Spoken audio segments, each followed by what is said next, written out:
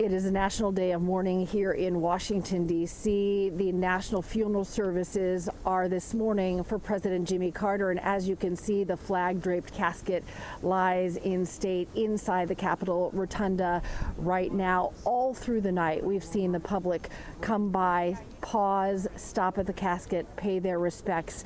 The public will be welcome to do that until 7 o'clock this morning, when the casket then is moved here to the National Cathedral. Services are here at the National Cathedral at 10 o'clock. President Biden will give the eulogy. 3,000 people inside. We've seen Secret Service in and out of the church as setup has been going on through the early morning hours. From the funeral services, it's back home to Plains, Georgia.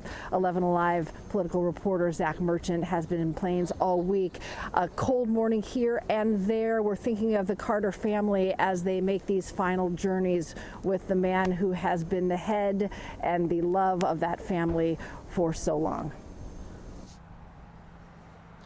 You're right, it is obviously a cold morning here, just like it is in the nation's capital, but just like it is in the nation's capital, I do not think that is going to stop anybody from coming out and paying their respects to this man who traveled the world, rose to the heights of world power, but never lost touch with his roots here in his home of Plains. And so many people are working behind the scenes to make sure that he gets a proper send-off, including one Navy pilot we spoke with just yesterday. Now, of course, Jimmy Carter's political career, it started here in Georgia. Our Navy pilot that we spoke to, Lieutenant Commander Brandon Allgood, his family has political ties to Georgia too, and his family was here to see President Carter's political arc up close. Allgood's granddad was elected to the state Senate the same year President Carter was elected governor. And to be part of the flyover today, Lieutenant Commander Allgood says it is special. So for me to be selected as Drago 6'3" and to be the missing man in the formation today, along with my wingman Kirkland, we are extremely excited to do it. And for me, it's a pretty humbling experience.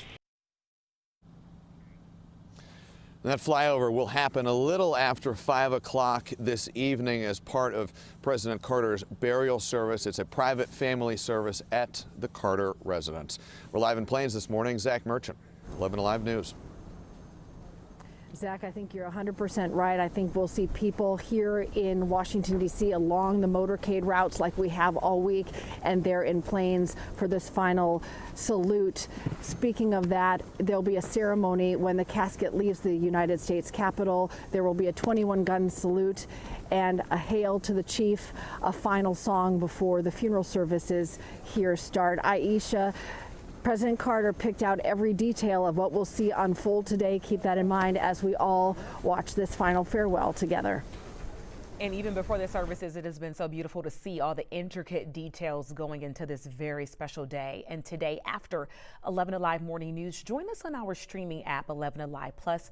We're going to continue our live team coverage of President Carter's funeral services. 11 Alive Plus is free to download on your Roku, Amazon Fire, or Apple TV.